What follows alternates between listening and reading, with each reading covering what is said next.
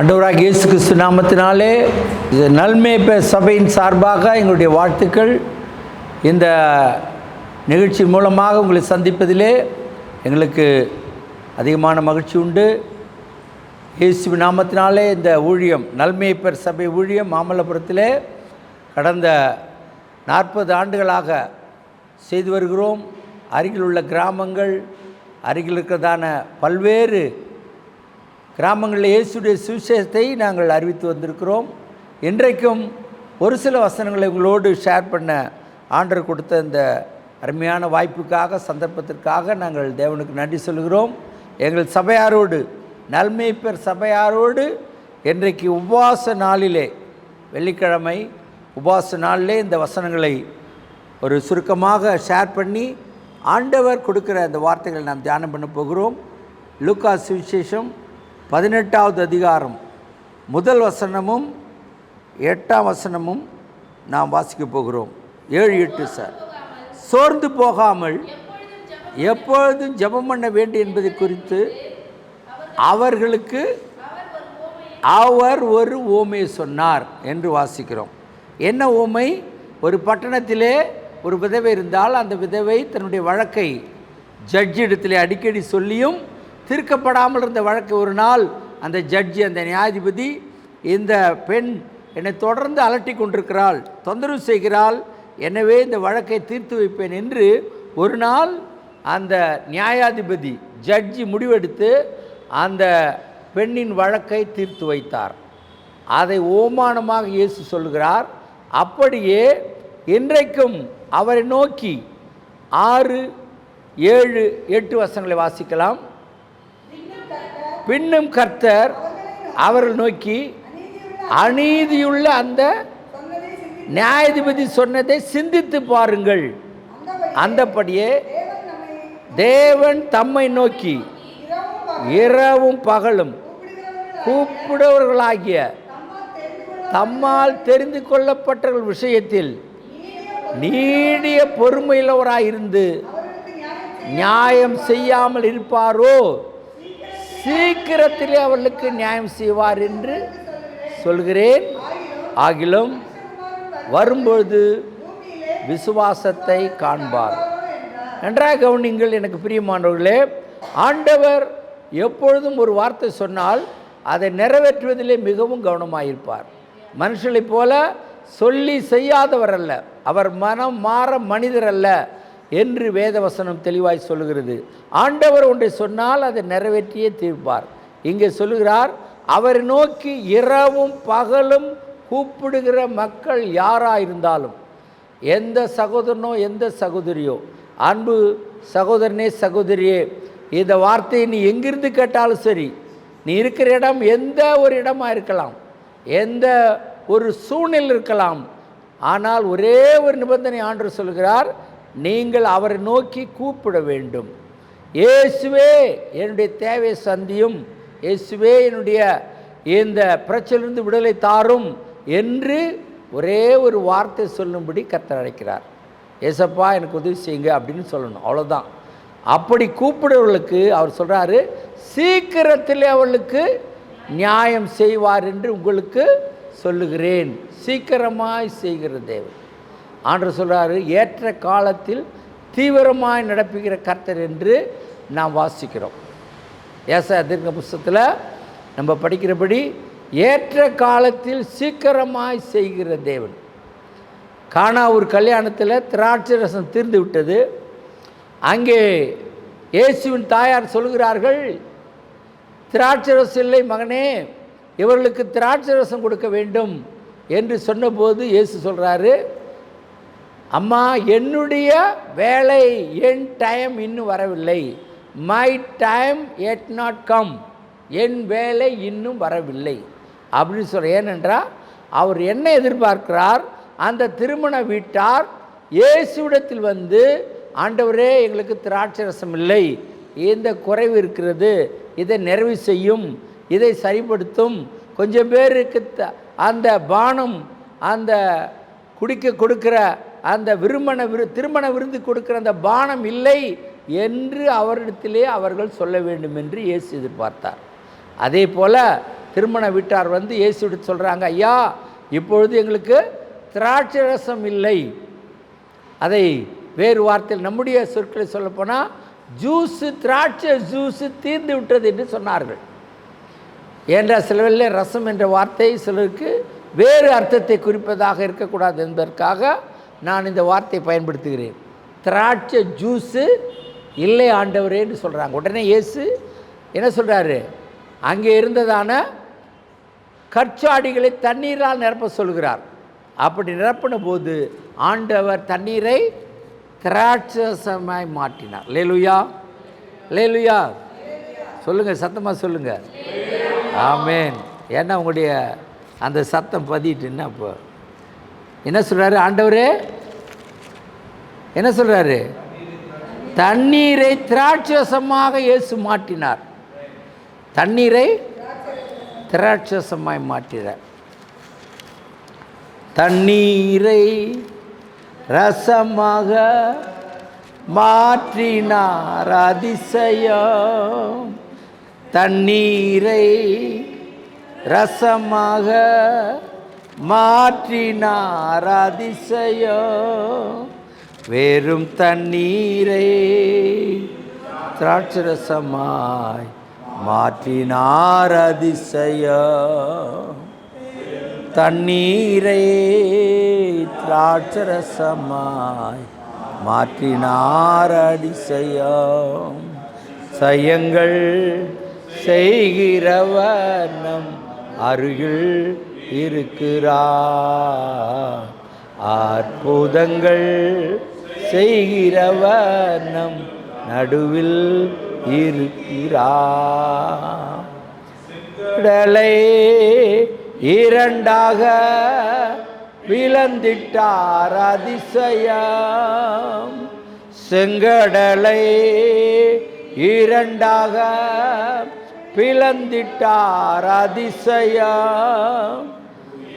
மற்றையும் வார்த்தையாலே அதட்டினார் அதிசயம்.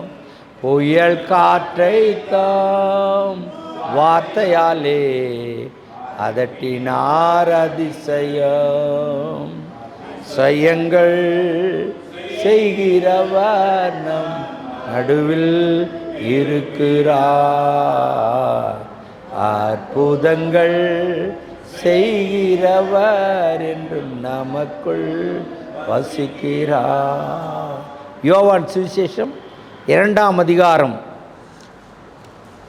6-7 வசனங்களை நாம் வாசிக்கலாம். யோவான் சுவிசேஷம், யூதர்கள் தங்களை சுத்திகரிக்கும் முறைமையின்படியே ஒவ்வொன்று குடம் தண்ணீர் கொள்ளத்தக்க 6 கற்சாடிகள் வைத்திருந்தது. நோக்கி நிரப்புங்கள் என்றார். அவர்கள் நிறைய நிரப்பினார்கள். அவர் நோக்கி இப்பொழுது கொண்டு போங்கள் என்றார். போனார்கள். அந்த திராட்சை ரசம் தண்ணீரை மொண்ட வேலைக்காரருக்கு தெரிந்தது என்று பந்தி விசாரிப்புக்காரனுக்கு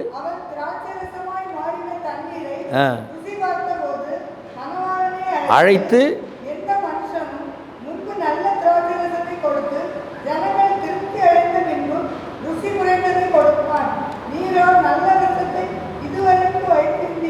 என்றான். இவ்விதமாக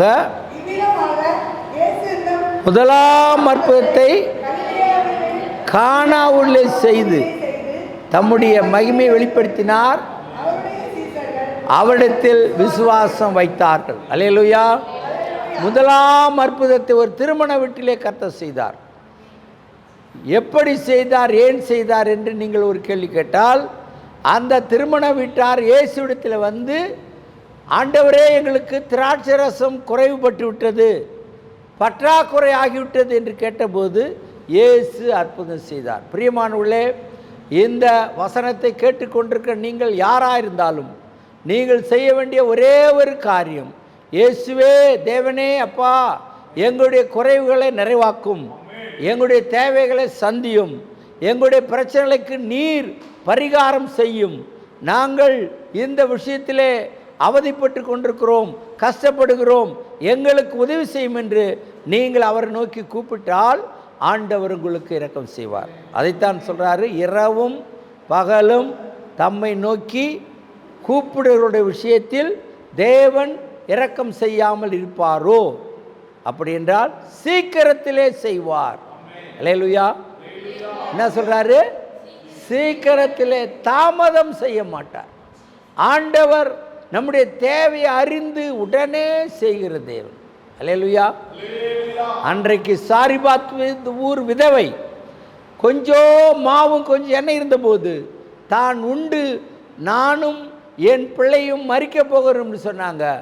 உடனடியாக ஆண்டவர் தலையிட்டு, நீ மரிக்க தேவையில்லை, உன் மகனும் மரிக்க தேவையில்லை என்று ஆண்டவர் எலியா தீர்க்கதரிசி மூலமாக அந்த அப்பத்தையும் அந்த எண்ணெயும் அந்த மாவையும் ஆசீர்வதித்தார். அவங்க என்ன பண்ணார்? சாக போகிற நேரத்திலே உடனடியாக வந்து உதவி செய்கிற ஆண்டவர். சாக போகிறோம் என்று சொல்லுகிற ஒரு குடும்பத்திற்கு உடனடியாக வந்து ஆண்டவர் அற்புதம் செய்து அவர்களை நீண்ட நாள் வாழ வைத்தார். அந்த மாவையும் அந்த எண்ணெயும் கர்த்தர் என்ன செய்தார்? ஆசீர்வதித்தார். அல்லேலூயா. இந்த வசனத்திலே ஆண்டவர் நமக்கு சொல்லுகிற ஒரு செய்தி என்னவென்றால், நீங்கள் அவரை நோக்கி கூப்பிட வேண்டும். எப்பொழுது? இரவும் பகலும். சொல்லுங்க. இரவு என்றால் சங்கடமான காலங்கள், துக்கமான நேரங்கள், கண்ணீர் வடிக்கிற நேரங்கள், நமக்கு வருகிற சில இருள் சூழ்ந்த நேரங்கள், அதுதான் இரவு. பகல் என்று சொன்னால் மகிழ்ச்சியான காலங்கள், நாம் சில காரியங்களை வெற்றி பெற்ற காரியங்கள், லாபமடைந்த சூழ்நிலை, நம்முடைய வாழ்க்கையிலே மகிழ்ச்சியை தருகிற சூழ்நிலை, ஆண்டவர் நம்மை சமாதானமாக வைத்திருக்கிற காலங்கள், இந்த காலங்கள்லாம் பகல் காலங்கள். இரவும் பகலும். கஷ்டமான காலத்தில் ஆண்டவரை கூப்பிடணும், நல்ல காலத்தில் கூப்பிட வேண்டும். அப்படிப்பட்டவர்களுக்கு தேவன் கண்டிப்பாக இரக்கம் செய்வார். அல்லேலூயா. அல்லேலூயா. நமக்கு சில நேரங்களிலே நோ என்று சொன்னாலும் நாம் நன்றி சொல்ல வேண்டும் ஆண்டவருக்கு. நான் அடிக்கடி ஒரு காரியத்தை நினைவு கூறுவேன். அமெரிக்கா விசா கொடுக்குற எம்பாசி இருக்குல்ல சென்னையில், அந்த அமெரிக்க எம்பாசியில் போய் விசா கொடுக்கலன்னா கூட அந்த ஸ்தானாதிபதிகளுக்கு, அம்பாசிடர்களுக்கு தேங்க்ஸ் சார்னு சொன்னால் அது ஒரு பெரிய ஒரு அற்புதமான விஷயம். விசா கொடுக்கலன்னா கூட நன்றி சொல்லணும். கொடுத்தா நன்றி சொல்லுவாங்க எல்லாரும். ஆனால் விசா இல்லைன்னா சோகமுகத்தோடு வெளியே வருவாங்க. ஒரு சில ரேர்லி என்ன சொல்லுவாங்க, விசா இல்லைன்னா கூட தேங்க்யூ சார்னு சொல்லிட்டு வெளியே வருவாங்க. அவங்கள ஒருவேளை அந்த ஆஃபீஸர்ஸ் நினைவு வச்சுருந்து ஒருவேளை நெக்ஸ்ட் டைம் அப்ளை பண்ணும்போது அவர்களுக்கு உடனே விசா கொடுத்துருவாங்க. இந்த ரகசியம் ரொம்ப பேருக்கு தெரியாது. ஆகவே தான் இல்லை என்று ஆண்டவர் பகல் காலங்கள், நல்ல காலங்கள், நமக்கு சங்கடமான காலங்கள், இரவு காலங்கள், அதுதான் ஆண்டவர் சொன்னார். இரவும் லிட்டரலி எழுத்தின்படி நம்ம ராத்திரியும் ஜெபிக்கணும், பகலையும் ஜெபிக்கணும். அவங்களுக்கும் பதில் உண்டு. ஆவிக்குரியபடி இரவு காலங்கள் என்று சொன்னால் சங்கடமான காலங்கள், வருத்தமான காலங்கள், ரொம்ப கண்ணீரின் காலங்கள், மனதை பாரப்படுத்தி கொண்டிருக்க காலங்கள், மிகவும் நம்முடைய மனம் துயரப்பட்டு கொண்டிருக்க காலங்களிலும் அவர் நோக்கி கூப்பிடணும். பகல் காலங்கள் என்ன அர்த்தம்? நமக்கு சந்தோஷமான நேரம், மகிழ்ச்சியான நேரம், நல்ல நேரம், நம்ம நல்லா சந்தோஷமாக இருக்கும். வீட்டில் ஒரு குறைவும் இல்லை. நம்முடைய பிள்ளைகள் நல்லா இருக்காங்க, கணவர் நல்லா இருக்கார், புருஷன் நல்லா இருக்கார், வீட்டில் பொருளுக்கு ஒரு குறையும் இல்லை, பணமும் கையிலையும் இருக்குது, பேங்க்லேயும் இருக்குது. நினச்சி பார்த்தா பேங்க்கில் ஒரு 5 லட்ச ரூபா இருக்குது, வீட்லேயும் கேஷ் 1 லட்ச ரூபா இருக்குது, எல்லா பாத்திரம் ஃபுல்லு, எல்லா பருப்பு பாத்திரங்கள் எண்ணெய் இருக்குது, 10 கிலோ எண்ணெய் இருக்குது, தோரம்பருப்பு ஒரு 10 கிலோ இருக்குது, உளுந்து 10 கிலோ இருக்குது, அரிசி மூட்டை ஒரு 5 மூட்டை இருக்குது, 25 கிலோ மூட்டை 5 மூட்டை இருக்குது. அது என்ன காலங்கள்? பகல் காலங்கள். நல்ல மகிழ்ச்சி. இப்போ வீட்டுக்கு ஐயா வந்து வீட்டு தலைவர் 1 கிலோ ஆட்டு எடுத்தாந்தா 2 கிலோ எடுத்தாந்து கொடுக்குறாரு. மீன் இப்போ போய் 500 ரூபாய்க்கு மீன் வாங்கிட்டு வரனா 1000 ரூபாய்க்கு வாங்கி கொடுக்குறாரு. என்ன காலம் அது? பகல் காலம். அப்போ கூட ஜெபிக்கணும். அப்புறம் தக்காளி வாங்க கூட காசு இல்லை, 10 ரூபா டப்பா தடவிட்டு இருக்கிறோம், தக்காளி வாங்க காசு இல்லைன்னா அப்போ கூட ஜெபிக்கணும். அதான் இரவும் பகலும் தம்மை நோக்கி கூப்பிடுடைய விஷயத்தில் கர்த்தர் அற்புதமாய் பதில் செய்வார். இன்றைக்கு அநேக தேவ பிள்ளைகள் கஷ்டமான காலங்களில் ஜெபிக்க அவங்களுக்கு மனமற்றிருக்கிறார்கள். ஜெபிக்க மனசு இல்லை, அவங்களால முடியல. எங்கேயா ஜெபிக்கிறது, வீட்டில் ரொம்ப சங்கடமாக இருக்குன்னு சொல்கிறாங்க. இல்லை பிரியமானவர்களே, வசனத்தை கூர்ந்து பாருங்கள். ஆண்டவரை நோக்கி இரவும் பகலும். சங்கீதம் 1 என்று சொல்கிறது, அவருடைய வேதத்தை இரவும் பகலும் தியானிக்கிற மனுஷன். அப்படி என்றால் என்ன? கஷ்டமான காலங்களிலும் பைபிள் வாசிக்கணும், சந்தோஷமான காலங்களிலும் பைபிள் வாசிக்கணும். கர்த்தரை நான் எப்பொழுதும் எனக்கு முன்பாக வைத்திருக்கிறேன், அவர் துதி எப்பொழுதெல்லாம். கண்ணீர் வடிக்கிற காலங்களில் சோத்திரம் அழுதுகிட்டே சோத்திரம் சொல்லலாம், தப்பு இல்லை. சந்தோஷம் வர்ற காலத்தை சித்திக்கிட்டே சோத்திரம் சொல்லலாம், அதுவும் தேவை. கண்ணீரின் மத்தியிலும் சோத்திரம் சொல்ல வேண்டும், மகிழ்ச்சியான நேரத்திலும் கர்த்தரை ஸ்தோத்திரிக்க வேண்டும். அதுதான் சங்கீதம் 1 சொல்லுகிறது, இரவும் பகலும் அவருடைய வேதத்தை தியானிக்கிற மனுஷன் பாக்கியவான். அல்லேலூயா. எனவே ஆண்டவர் நோக்கி நாம் கூப்பிடுவோம். பிரியமானவர்களே, இயேசுவை நோக்கி கூப்பிட ஒருவரையும் ஆண்டவர் வெட்கப்படுத்த மாட்டார், நீங்கள் வெட்கப்பட மாட்டீர்கள். இயேசுவை நோக்கி நீங்கள் இரவும் பகலும் கூப்பிடும் பொழுது இயேசு அப்பா உங்களுக்கு அற்புதங்களை செய்து உங்களை வழிநடத்துவார். பிரியமானவர்களே, எங்களுடைய சபை மகாபலிபுரத்திலே கோவலம் சாலை என்ற விலாசத்தில் ஜிஆர்டி ரேடிசன் ப்ளூ ஹோட்டலுக்கு ஆப்போசிட்டிலே எங்களுடைய சபை நல்மேய்ப்பர் தேவ சபை தேவாலயம் குட் ஷெப்பர்ட் சர்ச் என்ற பெயரிலே இயங்கி வருகிறது. நீங்கள் சபைக்கு எங்கும் போகாமல் இருப்பீர்கள் என்றால், சபைக்கு எங்கேயுமே செல்லாமல் இருந்தால், அப்படிப்பட்டவர்கள் எங்கள் சபையில் வந்து கலந்து கொண்டு இயேசு கிறிஸ்து நாமத்தை நீங்கள் மகிமைப்படுத்தும்படி உங்களை கேட்டுக்கொள்கிறோம். அல்லது உங்களுக்கு என்ன பிரச்சனை இருந்தாலும், ஒரு வீட்டிலே ஒருவேளை டாக்டரால் கைவிடப்பட்ட ஒரு வியாதி, ஐயா சுகமாகவில்லை என்றிருக்கலாம். அல்லது நீண்ட நாள் பிரச்சனை, என் பிள்ளைகள் தீய பழக்கத்திலே அடிமைப்பட்டிருக்கிறார்கள், குடியிலே அடிமைப்பட்டிருக்கிறார்கள், ஒரு சிலர் இந்த சூதாட்டத்திலே அடிமைப்பட்டிருக்கிறார்கள், கஞ்சா போதை வஸ்துக்களிலே அடிமைப்பட்டிருக்கிற குடும்பத்திலே ஒருவேளை இருக்கலாம். குடும்ப அங்கத்திற்குள்ள யாராக இருந்தாலும் சரி, ஆண்டவர் உங்களை விடுதலை தருவார். நீங்கள் எங்களோடு தொடர்பு கொண்டு நீங்கள் பிரார்த்தனை வேண்டுமென்றால் உங்களுக்காக நாங்கள் பிரார்த்தனை செய்வோம், உங்களுக்காக நாங்கள் ஜெபிப்போம். இயேசு கிறிஸ்து உங்களுக்கு அற்புதமான விடுதலை தருவார். கடந்த காலங்களிலே எங்கள் சபையில் வந்து அநேகர், நூற்றுக்கணக்கான பேர் சுகம் பெற்று சென்றிருக்கிறார்கள். அவர் எல்லாரும் இப்பொழுது மகிழ்ச்சியாக சந்தோஷமாக தேவனுடைய நாமத்தை மகிமைப்படுத்துகிறவர்களாக இருக்கிறார்கள். எனவே நீங்கள் இயேசுடைய அன்பு உங்களுக்கு தாராளமாக எங்கும் எப்பொழுதும் கிடைக்கும். நீங்கள் உங்களுடைய தேவைகளுக்காக வரும்பொழுது உங்களுக்காக நாங்கள் ஜெபிப்போம். ஆண்டவர் உங்களை ஆசீர்வதிப்பாராக. ஆமென். ஜெபிக்கலாம். உங்களுக்காக நான் ஜெபிக்கிறேன். அன்புள்ள ஆண்டவரே, நன்றியோடு ஸ்தோத்திரிக்கிறோம். இந்த நாளிலே வசனத்தை கேட்ட எங்கள் அன்பான சகோதர சகோதரிகளை, அவள் எங்கிருந்து கேட்டாலும் சரி, எந்த சூழ்நிலையில் இருந்தாலும் சரி, இயேசு ராஜாவே அவர்களை நீர் சுகப்படுத்தி ஆசீர்வதித்து அவருடைய தேவையை சந்தித்து அவர்களுக்கு உண்டான எல்லா பிரச்சனைகளிலிருந்து, அவர்களுக்கு உண்டான சகல விதமான பாரத்திலிருந்து விடுதலையாக்கி அற்புத சுகத்தை, அவர்களுக்கு வேண்டிய சமாதானம், ஆறுதல், மன நிம்மதி, மன அமைதி, இளைப்பாறுதல் எல்லாவற்றையும் தந்து நீர் அவர்களை ஆசீர்வதித்து ஜெபிக்கிறோம். இயேசுவே, உம்முடைய நாமத்தை சொல்லி கூப்பிடுகிறவர்கள் யாராக இருந்தாலும் நீர் அவர்களை விடுவிக்க, அவர்களை காப்பாற்ற, ஆஸ்வதிக்க நீர் போதுமானவர் என்று நாங்கள் காண்கிறோம்.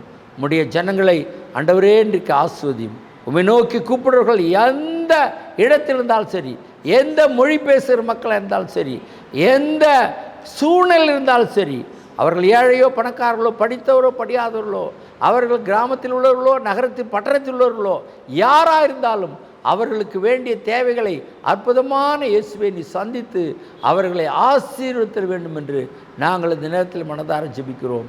ஆண்டவர் அவளை பொறுப்படுத்திக் கொள்ளும். இயேசு கிறிஸ்துடைய எண்ணற்ற நாமத்தை ஜெபிக்கிறோம் நல்ல பிதாவே. ஆமென், ஆமென். அல்லேலூயா. God bless you. கர்த்தர் உங்களை ஆசீர்வதிப்பாராக. ஆமென்.